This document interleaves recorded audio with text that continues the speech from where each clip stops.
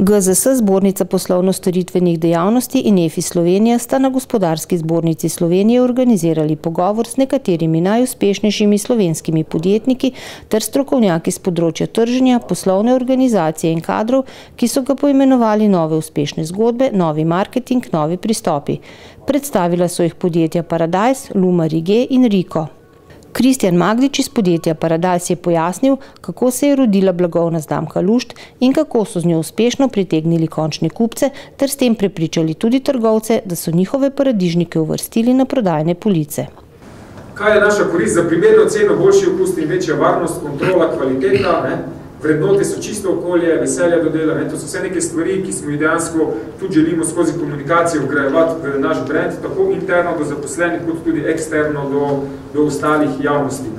V družbi Luma Righe se zavedajo, da hiša danes ni več le objekt, temveč je včasih energetsko učinkovite gradnje in razmaha obnovljivih virov energije ter zmanjšanje emisij CO2 del širšega energetskega koncepta. O tem, kaj je botrovalo uspehu vodilnega proizvajalca pasivnih in nizkoenergijskih montažnih objektov v Sloveniji, je spregovoril Marko Lukič, ki podjetje vodi. Ta projekt nas je nekako dokončno etabliral v Sloveniji in nekako postavil Lumarja na visoko mesto, kaj se tiče tehnološke dovršenosti. Matej Šmarc iz podjetja Riko je predstavil projekt Riko hiša by Stark, v katerem sodelujejo s svetovno znanim oblikovalcem Filipom Starkom. Gre za nov trženjski pristop, pri katerem so uspešno povezali industrijski dizajn z arhitekturo.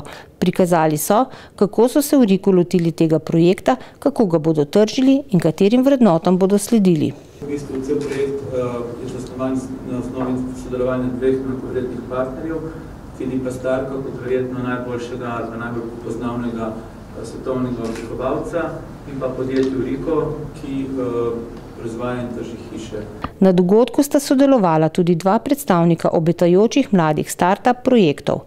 Podjetje Aventa Plus je specializirano za razvoj inovativnih rešitev na področju mobilne informacijske tehnologije in na globalni trg vstopa z mobilno aplikacijo Pixter, ki je v celoti plod lastnega znanja. Pixter rešuje predvsem problem med seboj dveh ločenih svetov. Torej, na eni strani imamo analogni svet tiskanih medijev, na drugi strani pa imamo digitalni svet in internet z vsemi svojimi seročniki. Ekipa projekta Filet, ki je bil zasnovan kot interni projekt, je na natečaju TS Startup poleg družbe Aventa Plus osvojila prvo nagrado. Ukvarja se z razvojem in trženjem mobilne aplikacije Filet.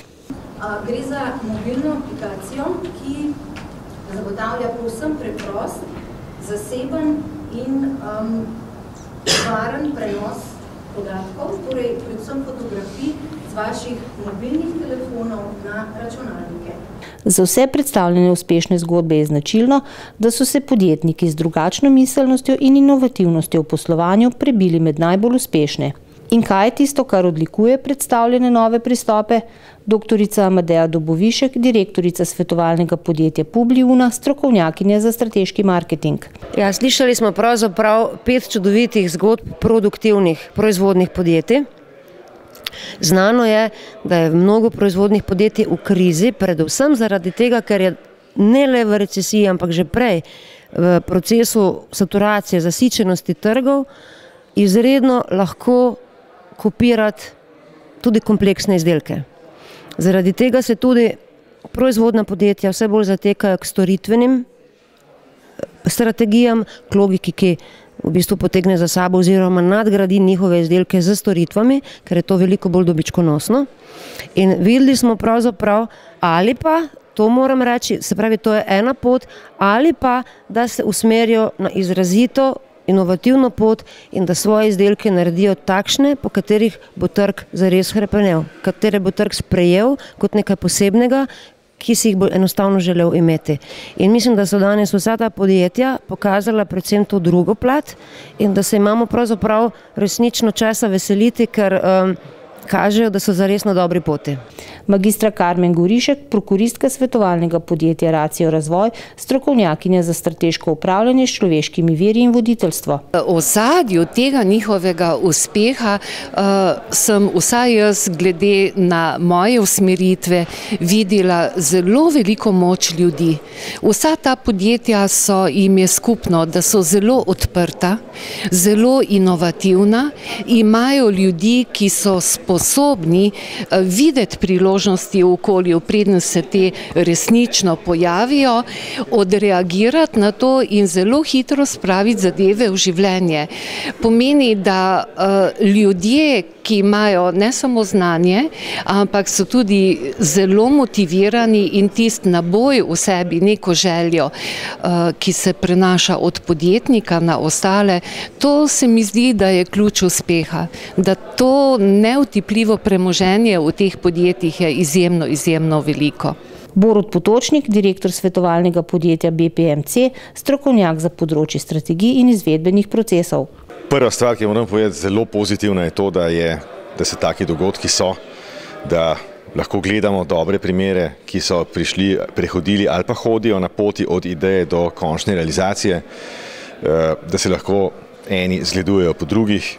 Sicer je to naloga nas svetovalcev tudi oziroma mentorjev, da pomagamo podjetjem v teh fazah, ampak se pravi, zlata je zmeri dobra izkušnja, ki jo pač vidimo pri drugem. Nenazadnje je to za, rečemo, pot cele Slovenije v boljše čase, ali pa kot pesimisti temu rečejo, iz krize, je to pravzaprav edini način, da najdemo končno te konkurenčne prednosti na svetovnem trgu in gremo s temi našimi produkti, ki jih znamo pravzaprav zelo dobro narediti, ampak jih znamo malo slabše tržiti, da gremo tja, kamor pravzaprav spadamo.